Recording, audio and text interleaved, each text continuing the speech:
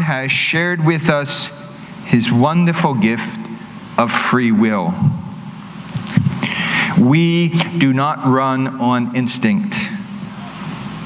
We can never say, I had no choice. We always have a choice. It's just that some choices are more difficult than others. And some choices are wrong. Stewardship is simply that. Discerning the best way to use my time, talent, and treasure to achieve my destiny. What is God's destiny for us? What's God's vocation for me? That needs to be discerned. It's not as obvious as those ants because we have free will. When we are trying to discern God's will for us, we need first to cut through the noise of today's world. It's not in the accumulation of more stuff. It's not in the hustle and bustle of power lunches, nor in the mighty miracles of science and technology that we most clearly hear the voice of God. It is in quiet time of prayer when we settle our hearts, hide our face in our hands, and stand before the face of God. The person who is dishonest in very small matters is also dishonest in great ones. If you are not trustworthy with what belongs to another, who will give you what is yours? What is ours? Well, it's not yours. Everything we have comes from God. What is the purpose and the destiny of our life? Why did God make me? God made me to know, love, and serve him in this life and be happy with him forever in the next. We tend to forget our purpose in life because we get caught up in the rat race, the beltway traffic, the office politics, the football season, or a secular society that has made sex the purpose of life. Sunday is set aside as a day of rest and reflection and worship. Just as in the days of the prophet Amos, in our first reading, we hear, "When will the Sabbath be over, that we may display our wheat?"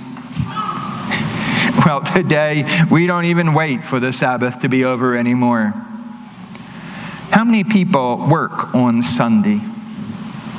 And I'm not talking about those necessary professions like doctors and nurses, police officers and firefighters.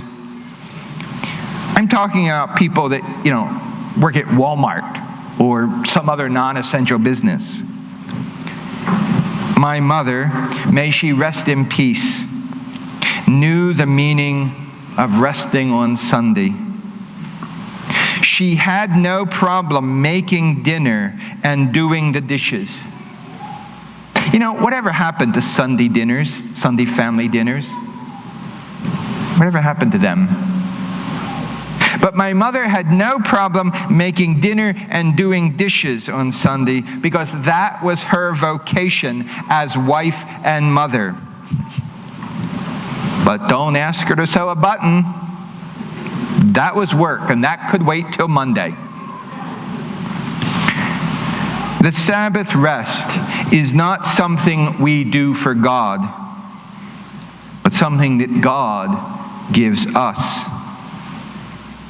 God doesn't need anything from us. And we should not look at Sunday rest as a bargain with God. The Sabbath rest is to make us realize that everything we have comes from God. It's not yours. Stewardship is simply giving back to God that which belongs to Him. God will take care of us and care for us. We read in Matthew's Gospel, "Are not 2 sparrows sold for a penny? And not one of them will fall to the ground without your Father's will. But even the hairs on your head are all numbered. Fear not, therefore. You are of more value than many sparrows. So everyone who acknowledges me before men, I will also acknowledge before my Father who is in heaven.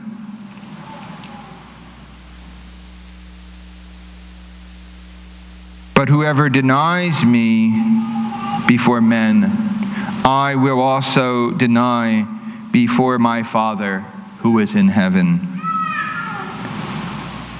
The commandment not to work on Sunday is our way to reaffirm our trust in God's providence, that He takes care of us as He takes care of the sparrows. As St. Paul said in the first letter to the Corinthians, "If for this life only we have believed in Christ, we are the most pitiable people of all."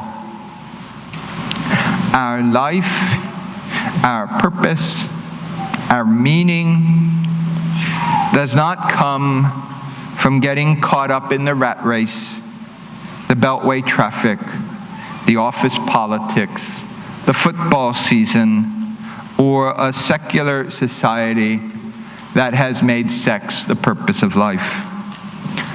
Our purpose in life is to grow into uniformity with God, that everything we have, everything we are, everything we do leads us to our destiny of life eternal with God. This is the true meaning of love. True love is sacrificial.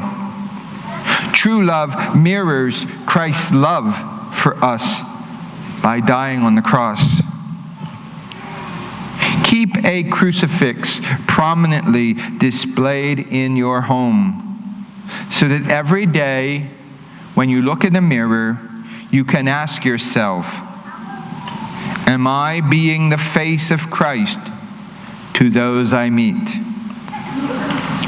Am I laying down every thought, word, and action of today for my beloved Jesus? Because no one can serve 2 masters. He will either hate the one and love the other, or be devoted to one and despise the other.